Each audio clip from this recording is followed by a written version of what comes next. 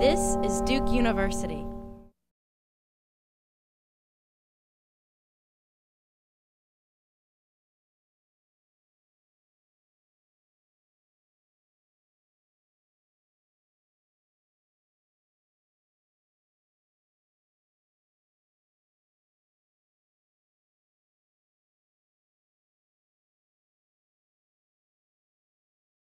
So my name is Rick Larrick. I'm a professor of management here at Fuqua, interested in energy problems.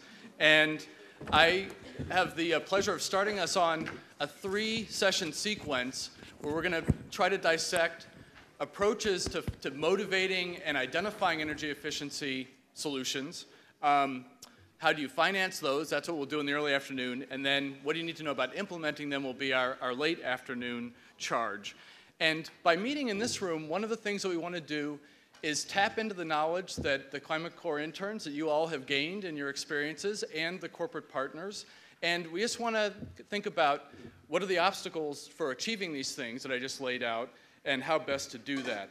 And so in my session on focusing on identifying ways of motivating energy efficiency and identifying it, we're very pleased to have 2 panelists, John Schinter of AT&T and David Walker of PepsiCo.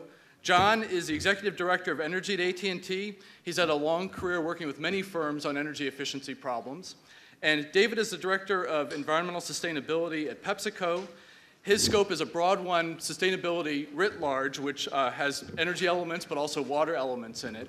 And both of them then will shortly start telling us about their insights and experiences for thinking about those 2 issues of how do you find energy efficiency, how do you motivate it? Where does it come from? And I think we were set up well by Peter and Mike's conversation earlier, and Dan put it very well, which is, you know, where are we? Is it energy efficiency is a no-brainer, and people should, of course, be falling over themselves to embrace it because of what's available and what it means in terms of the benefits of the firm. Are there obstacles? What are some of those if-onlys? Or has it already been accomplished? And so I think as we think about then some of those obstacles and ways to overcome it from an organizational perspective, we had hints of that in the morning's conversation. Speeches from the top with no structure or practices underneath don't do much. How far can we go if we have passion at the bottom, but we don't have that support from the top? What do you do in those cases? And I think MBAs who are graduating with an interest in this have to think about the friendliness of the environment they're stepping into.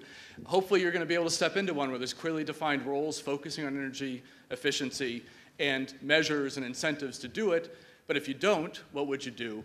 And so these are the kinds of questions that I want us to grapple with today. In some sense, we'll start with the best practices of companies that have really embraced this, PepsiCo and AT&T, and find out what have they done from a structure and practice perspective to make this stuff really work. We'll hear from our panelists. I'll ask them a few questions about that and then open it up to the floor to ask them questions. And then the whole reason for being in this room is that we want to have all that knowledge that's been accumulated in here shared, and we're going to encourage you then for the last half of our session to break out in your tables and talk about insights that you've gained about motivating and identifying energy efficiency gains. And you know, I think one of the things that you can just challenge yourself to do is tonight, when I'm talking about this over beers with somebody else, what are the things I'm going to remember and take away? Are there a set of best practices that I can pick up today that I didn't know about before I started the conversation and can walk away with? So that's kind of the goal of the breakouts. So let me start off our session just by having our panelists give us a little bit of biography and background on themselves. So kind of background and maybe the current role, and then I'll ask them a few questions about identification and motivation. So David, can you start us off? Sure. Thank you. Thank you, Rick. Giving a biography pretty quickly here. My background probably that's distinctive about it in terms of being in environmental sustainability is that I'm an operations guy. I joined PepsiCo 27 years ago as a quality control manager in our beverage plant in San Antonio. Went through a number of jobs in manufacturing, ended up being a plant manager for a long time, running a couple of our plants in Texas. And 10 years ago, I joined the international side of PepsiCo, and I've been doing that for the last 10 years, largely traveling the world, working on improving the productivity of our manufacturing operations and supporting manufacturing in general. About 5 years ago, the idea of sustainability really caught on inside of PepsiCo, or was beginning to catch on inside of PepsiCo. And I thought that was really where the future of my career was going to go. So I pretty much transitioned out of manufacturing and productivity and transitioned into environmental sustainability, and that's all I do full-time now, supporting environmental sustainability, largely internationally, but I also support our global efforts around greenhouse gas reductions, product-level carbon footprinting and LCA work, also around building capability to identify energy efficiency and water efficiency opportunities in our plants around the world.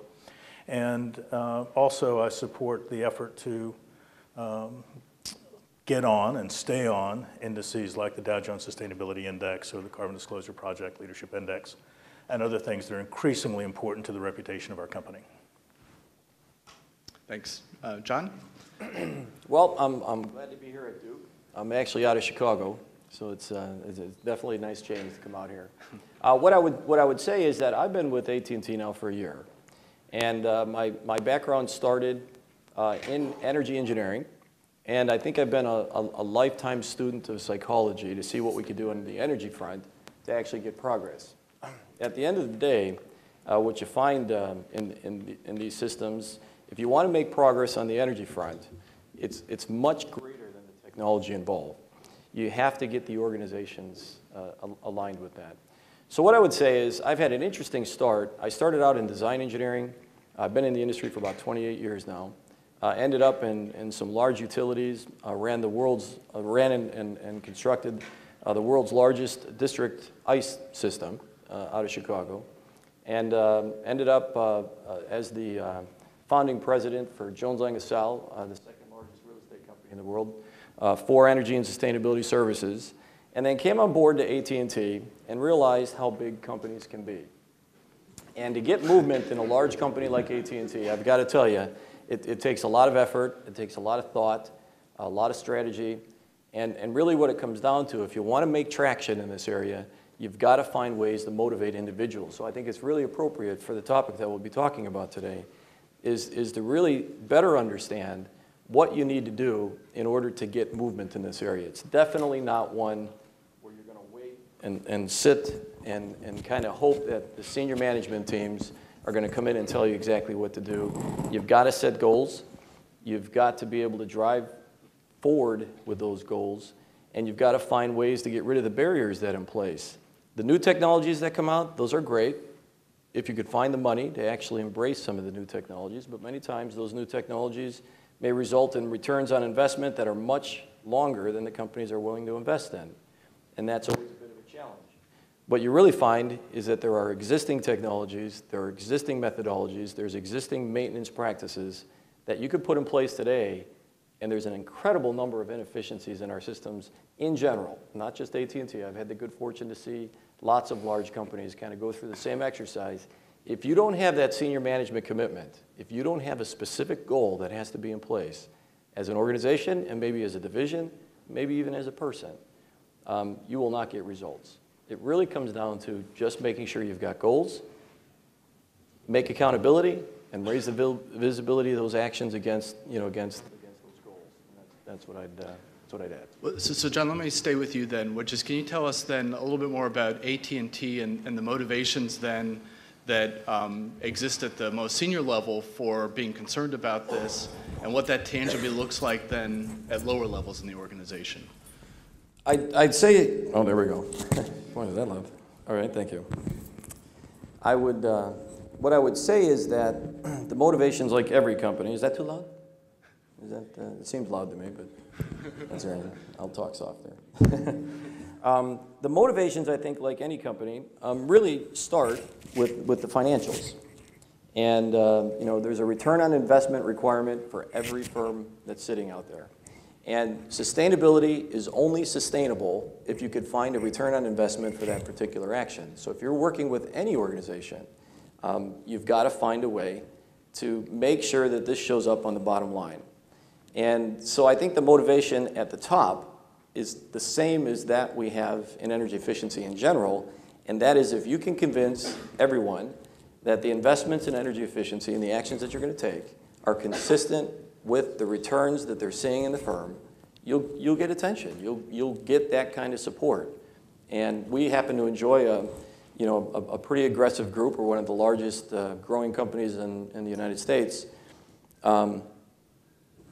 We like returns on investment, right? And so does our CEO, and so does our entire operational staff. And as a result, we continue to find phenomenal opportunities to really use conventional technologies and to really get the psychology and the accountability in place to get that kind of progress. So we have it at a senior level. We have a big commitment, but the biggest commitment is really money.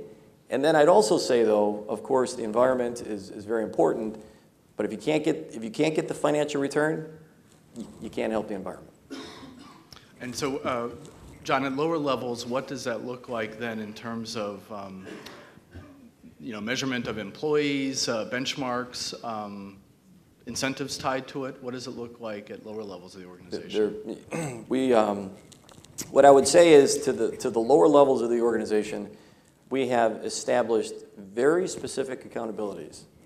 And so it's not a voluntary action. It's one with which we have to have the results that we're setting out to achieve. So we have a corporate goal. It's actually a multi-year goal. And we do find people that are accountable for actually delivering against that particular goal. And it's an interesting motivator, right? If your bonus is based on achieving a specific goal, it's funny how you find ways to pull that off. And so what I would say is that we do have goals. They're generally speaking, they translate into energy type reductions, water reductions, even on the recycling side, but specific to energy, very specific. And we make it very visible if you're a good performer or if you're a bad one, right? And so we find ways for two ways to get motivation. I could either approach them and ask them to do it, or you could put it in a goal, and then all of a sudden the energy groups turn into a resource because you're helping them achieve the goals that they have to set out. So we actually have very, very aggressive financial goals associated with it, which translate into environmental goals. Right, and so one of the things you do is provide tools to them, and as long as they have goals, they now have an incentive to come find you and have you help them solve their problems. We have a corporate team that has resources available, including tools, including resources that are outside of the firm itself. And so what we do is we bring those resources to the table, and we continue to develop the infrastructure and the training, and we have very aggressive training programs that through a scorecarding process, we actually look at a number of different things. And one of those is to be trained properly, is to make sure that individuals are making use of the tools and resources available to them as part of the overall scorecard that we have. So it's not necessarily only driven by one thing per se, even though the end result is the output. We actually score on a balanced scorecard type approach, what actions are you taking to achieve the results that we need?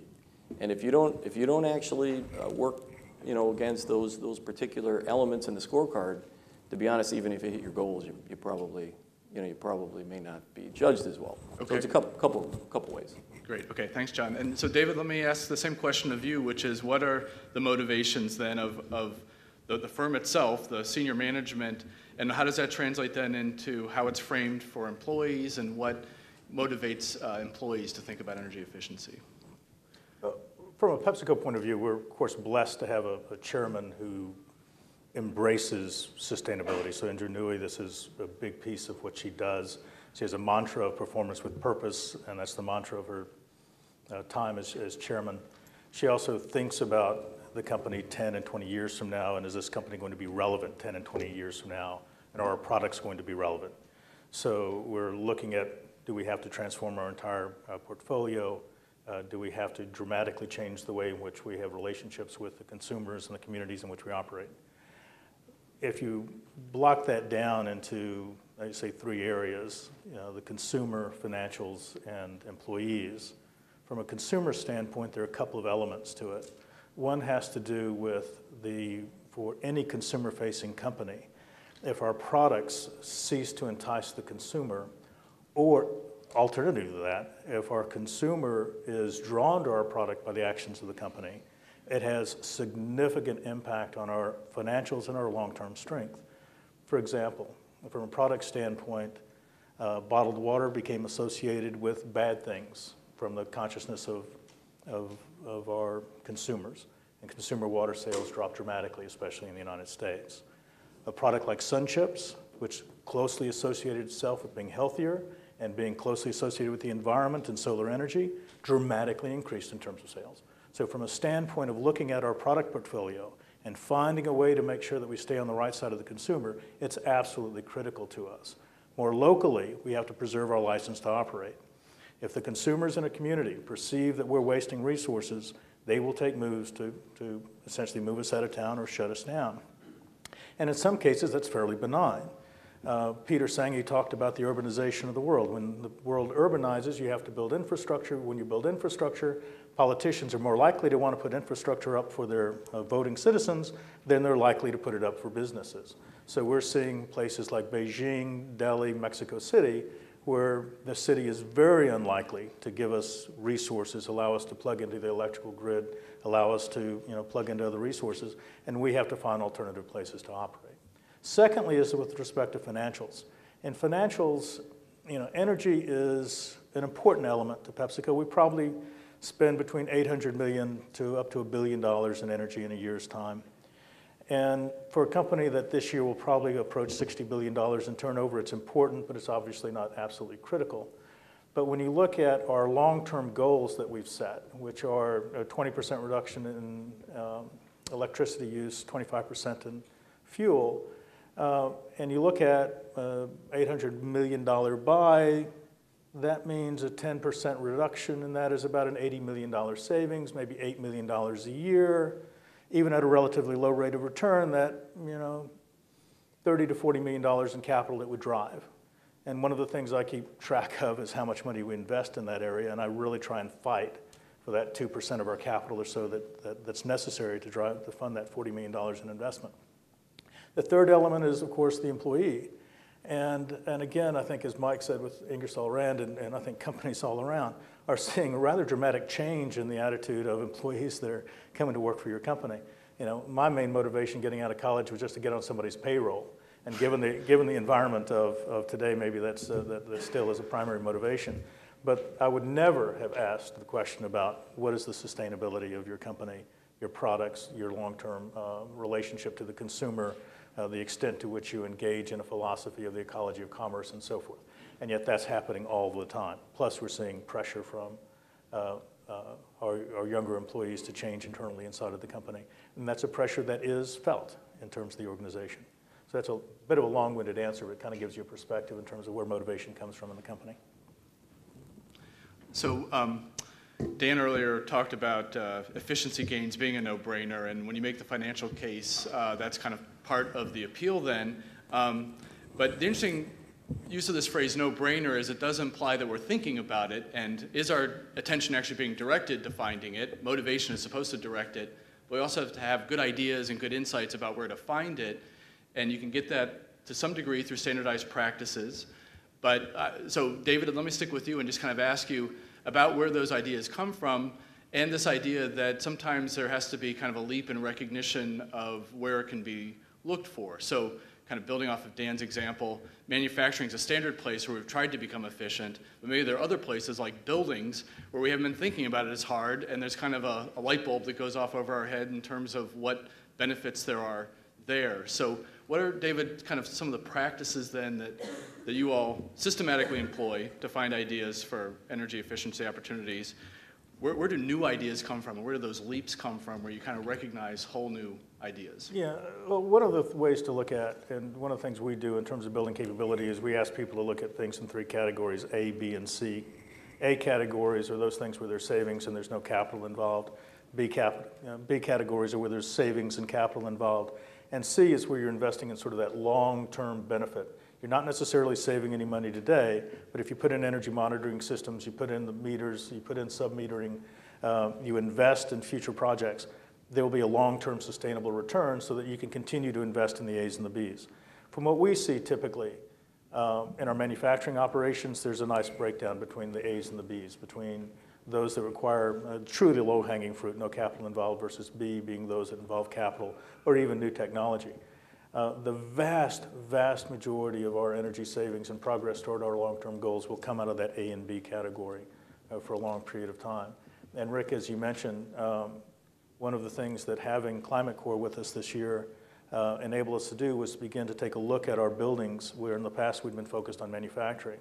So our Climate Corps rep, Peter Petropoulos, really worked on how to make one of our largest buildings, our IT headquarters in Dallas, more potentially LEED EB certified, but also to find opportunity. And I like the way he did the financial analysis. He took a look at how we would invest our money and what kind of return we would get there versus if we invested our money in any other things, including the stock market.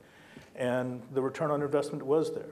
So in our larger buildings, which is where we haven't had a whole lot of focus, lighting, HVAC, and other opportunities in the building represent significant savings to us. PepsiCo operates over 1,500 offices.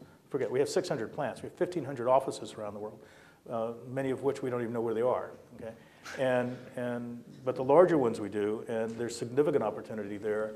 And so in offices and then also in fleet, as well as our warehouses, we have the opportunity to find new areas of opportunity. Great.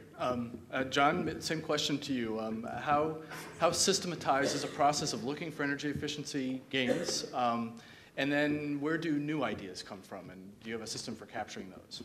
What I would start with is just understanding that for a large organization to really have an interest in this, you've got to be able to find out how do you move the needle. And moving the needle in a building is much different than if you're moving the needle in an entire organization. And so you need lots of parallel processes to move the needle for a large organization like Pepsi or AT&T. And what I would say is, first of all, we have a database. We track every single energy initiative that happens throughout the firm. But again, through that distributed accountability model, bringing resources to the table, we've got literally thousands of people that on a part-time basis are participating in that idea generation. So we actually introduce the common activities or actions that could be taken at a particular asset type. You could imagine at AT&T, I mean, we've got hundreds of thousands of sites. I mean, it's just a phenomenal network of facilities and equipment and towers and buildings and administrative buildings and data centers. We have experts that are in each one of those areas. So every asset class has an asset class owner for the energy programs. That person, his job or her job, is to make sure that those common practices that are good for a data center are used throughout the organization itself. And then the energy champions that we have at the key facilities have to go through training. They have to become aware of, because in most cases, you don't have a full-time energy person, right? I mean, it's going to be somebody that's doing this on a part-time basis, the execution team. Now, the support teams, of course, are full-time. And I think, kind of referencing back to even what Jen had helped us out, Jen Snook, what a fabulous job that EDF and Jen had done for us. A natural problem that you have with any growing company is that you're spending a lot of time on trying to figure out how to grow, how to grow in such a way that you're growing energy efficiently. But in our case, of course, reliability is a big deal, right? So we have to make sure that systems are reliable, and you're spending a lot of time growing those systems. We have lots of standards and specs that are in place as those are being designed as they go in. You have a natural inefficiency that occurs.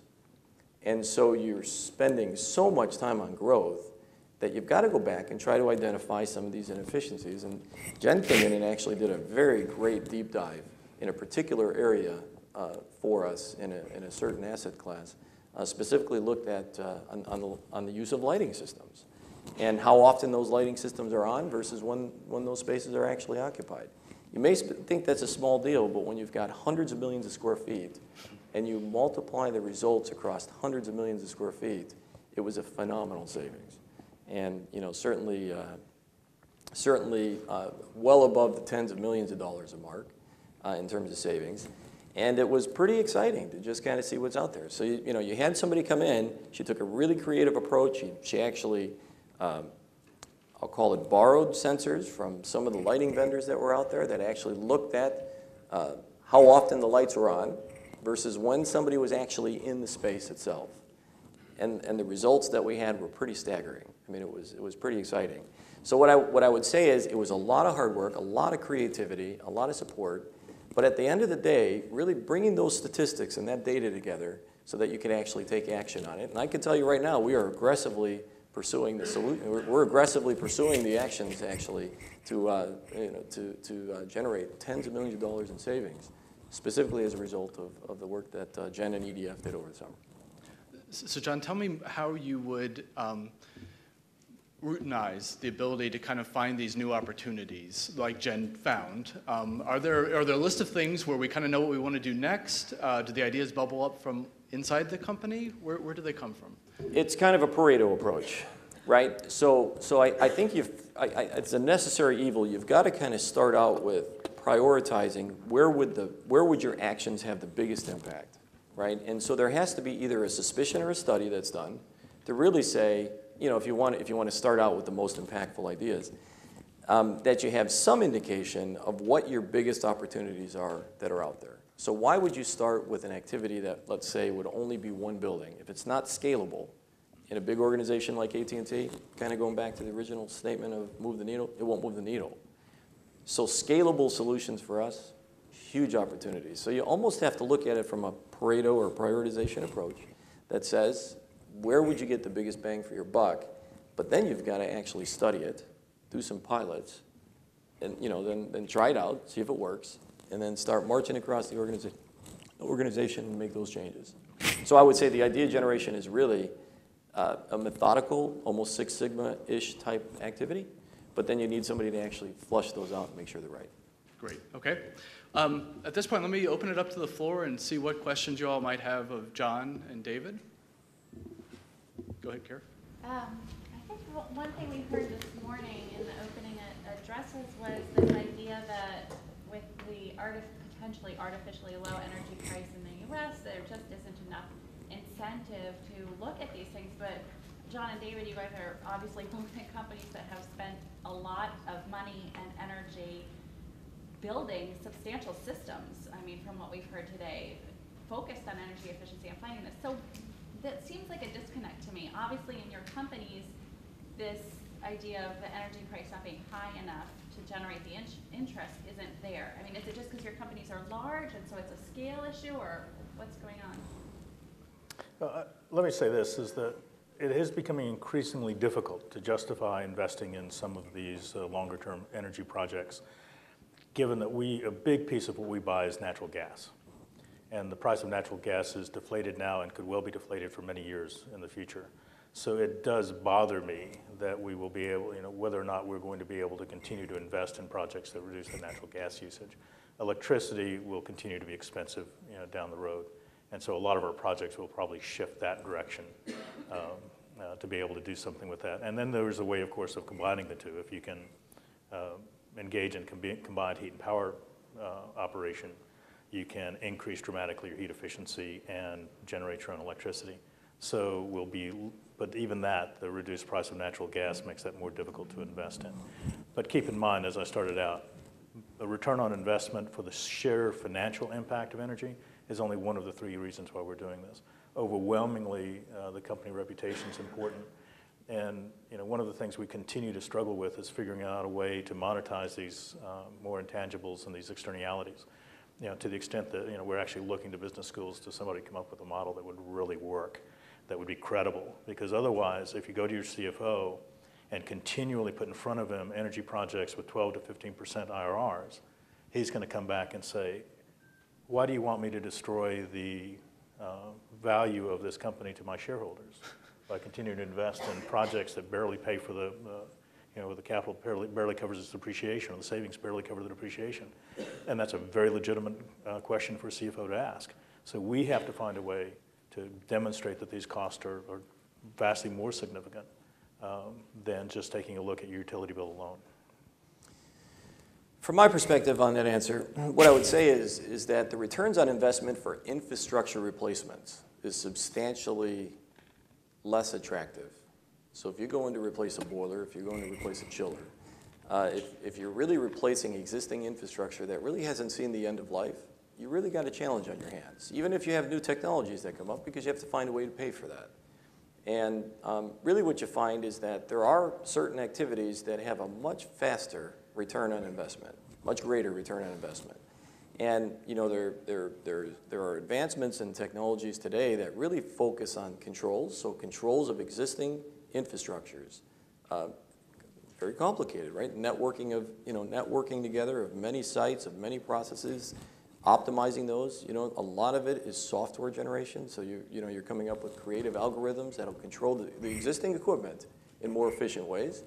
I would also say that certainly anything that converts from a constant volume system, whether it's on the water side or the air side, into a variable volume system that actually tracks the loads, huge opportunities. Anything that does electric conversions, where you've got an embedded energy inefficiency that sits out there, replacing that infrastructure because it runs for long periods of time, huge returns on investment, much greater than traditional. So I would say that it really depends on what you're targeting. And if you're a large organization, I would also say, despite the fact that the environment seems like it's not out there, there are a lot of third-party funds available, right? Where you don't necessarily have to rely on the funds of the company itself to actually fund these things. It's amazing how many vendors are out there today that have money, but they don't necessarily have the job. And you can rely on their money to actually put those jobs in and actually borrow that money, if you will, at a very favorable rate. And it's a common approach, and what I would say is that it's a huge motivator in itself. If you have to go back to the fight for funds, very, very similar to what Pepsi has said, if you have to fight for those funds, you in fact are fighting with return on investments of business growth, if you will, but you can rely on third-party financing a lot.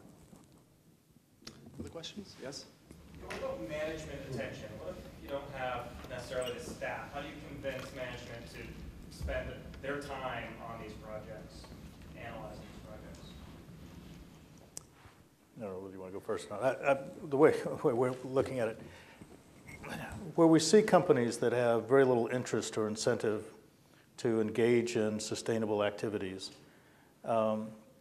those companies are often the ones that are up the supply chain, 2 or 3 levels removed from the consumer. And it's very difficult to convince the board of directors or somebody that makes machinery that they really have a compelling reason to get out in front of the environmental sustainability effort. What is incumbent then upon companies, I think AT&T and PepsiCo are both 2 good examples of that, is to provide that incentive for them. So we have a supplier outreach program in which we go out and we share our visions with our suppliers and have, I wouldn't say at this point it's an implied threat, but there's certainly an implied incentive to say that we expect our suppliers to be engaged on the same road to sustainability that we are, and those that do a good job of that will enjoy increased business from PepsiCo. The second thing, one of the ways we look at that and we scorecard that is, do they participate in programs like the DJSI or the CDP? And we actually have something like over 100 of our suppliers actively participating in the Carbon Disclosure Project Supply Chain Initiative. And we use that to measure the level of their maturity in terms of the practices that they have. And if they choose not to participate, we have conversations with them about that. So it really is all of us, consumers, corporations that are consumer facing, and actually banks and financing arms who buy the CDP data. They're the ones who are going to be putting pressure on the companies that aren't participating. I've had the good fortune to see the adoption of energy efficiency programs in lots of large corporations. And I can tell you that the common theme is not that the senior management team doesn't want it, but they don't know how to execute against it. So it's pretty rare to find a Fortune 500 company that doesn't have a stated goal or an interest in this area. The problem that they have is they just don't know how to achieve it, right? And so that's the biggest challenge to actually getting that motivation. So if you find that the corporation itself has sustainability goals, and please don't mistake what I was saying earlier, that the only driving reason we do this is for money. I mean, it clearly is the driver. We can't be sustainable if we can't get a return on the investment. We can't. It just won't happen. But once you find out that they have carbon emission goals, once you find out that there's energy efficiency, if you find out that there's an EBIT goal, right? All of a sudden, you could find opportunities that come in and you could say, hey, listen, if we would make this change, or if we'd make this investment, this will contribute towards those goals. And then you have to find out the means with which you'll execute this across the organization.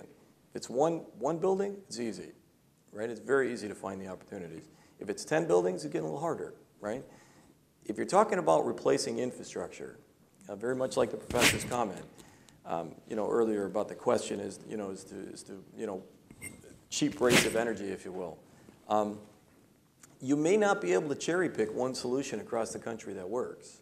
So, for example, if you're targeting energy efficiency, why would you not target California, where it's 16, 17 cents a kilowatt hour, huge incentives available to you? New Jersey and the New England areas, all kinds of opportunities. So the priorities kind of change depending on the weather conditions, depending on the rates, depending on the incentives that are available. It's cherry picking where this makes sense, prioritizing those actions and kind of executing against them. Typically, you've already got goals, and my guess is, depending on which company it is, they may not be executing against those goals, may not even know how to achieve them. One more question. Go ahead. You mentioned a few different external stakeholder groups that have been important in initiatives like EDF and CEP and National Sustainability Index. I'm wondering, are there others? And also, what is missing from the external stakeholder community that you wish were there in order to help motivate your company internally? There's a phenomenal support system that's out there. I'm not sure that I'm seeing anything missing, to be honest. I think that I think a lot of times these things are driven, by incentives, especially if you're talking about infrastructure programs where it's hard to embrace, let's say, photovoltaics when the cost per unit is so much greater than conventional, right? Generally speaking, those are available somewhere. Right, and the support groups to actually do this work is actually, generally speaking, available. I think really, and really speaking directly to this group, I think there's a huge gap in many cases for universities that may not take, maybe they don't take advantage or maybe they don't have the opportunity to make sure, very much in line with what EDF is doing now with the Climate Corps program, to make sure that the students that are taking these programs have a real world connection with how they could use those, the academic learnings that they have. And I see it all over the place, that there's kind of a disconnect between, let's say, graduating individuals that don't have experience in this area, and then all of a sudden you'd like to come out and say, well, I'd like to make a difference, but I've never really done this before. I mean, I have given tours to PhD students in plants, ugly plants, where they've asked the question. Now, these are mechanical engineering PhD students. As you're walking through the plant, they'll say, well, what is that? And you'd say, well, that's a motor, right? I mean, that's an alarming fact, right? That you could design one, you could do all these things, but you don't know what one looks like, right? And I think there's a disconnect, if you will, in many cases. And I think EDF and the Climate Corps program really is doing a great service to not only the businesses, but also the academic community. Actually, I would say I would agree with John on a number of the points that he made. Starting off with the growing relationship between NGOs and corporations. As Peter indicated, the political solution doesn't seem to be at hand. Doesn't even seem to be on the horizon. Corporations have some unique ideas, and if you look at a broader concept in terms of climate change versus energy alone, mitigation will get us part of the way, but adaptation and geoengineering are two of the other ways in which things we need to be thinking about short term, because the longer we wait, wait around coming up with a conventional solution around mitigation, the closer we get to where we can't turn this thing around. And another 10 years slip by, and you heard the Jimmy Carter quote, another 10 years is not hard to slip by. You'll find yourself having to rely on these two things. Corporations, especially global corporations, in many cases have unique ability to speak to adaptation. I mean, for instance, we grow potatoes in Wisconsin, we grow them in Saudi Arabia. We can deal with changing environment, and we can teach farmers how to deal with that, and we can use our technology to help with that. The things that I would say in terms of answering your question in terms of what is missing, I think there still remains in the environmental community, especially the NGOs, somewhat of a lack of unity. And so you'll have two sides of the same organization fighting against each other. One side really being supportive of what corporations are doing, the other side taking them to court to stop taking a variety of organizations, people to court.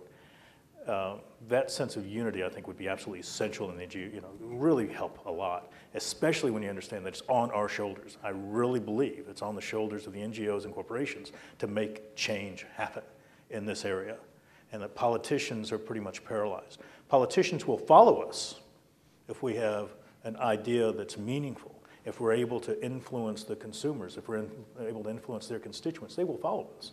But we have to be united in those efforts, at least on the grand principles. And so I would say, that's a big piece of it. So there's a lot of wisdom in this room in terms of experience around this, and I think we should use the rest of our time to have you guys have a chance to talk at your tables about great insights you've gained about how do you frame an argument to win over somebody about energy efficiency. Where does that motivation come from?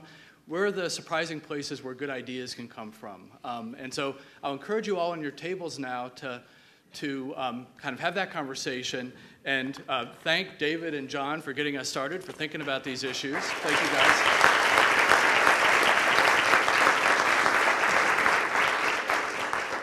guys. So go ahead and start your conversation. Let me see if I can impose a temporary pause, at least, on your conversation. We're approaching lunchtime, and I want to give you some instructions for getting lunch shortly. But I'd love to hear one or two ideas then that bubbled up in your conversation, some insight you want to share with everybody. Yeah, that's right.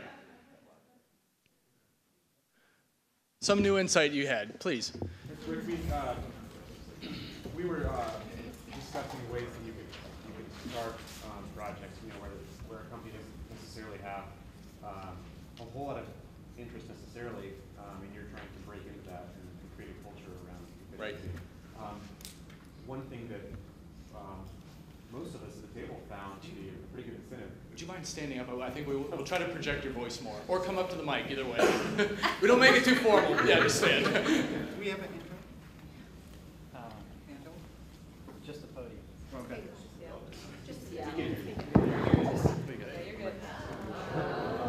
Thinking outside the box. Okay. Creativity.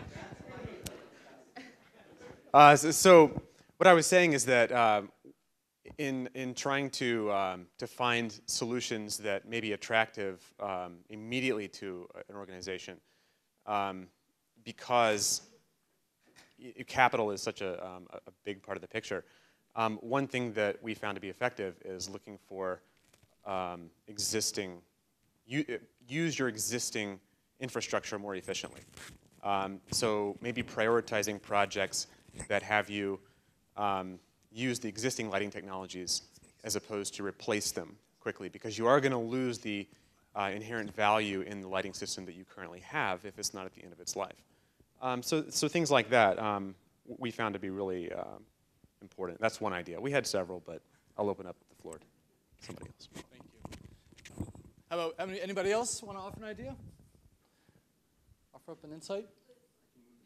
Okay. We talked about a lot of things as well. One thing was doing stuff like keeping carbon within our IRR. We talked a lot about relationships within the supply chain and developing collaborations. Have a lot of questions as well. This seems to be kind of overwhelming. How do we get all of these bits and bobs together into one cohesive package? And developing things like a national policy perspective, national metrics, things like that. Anything else I want to cover?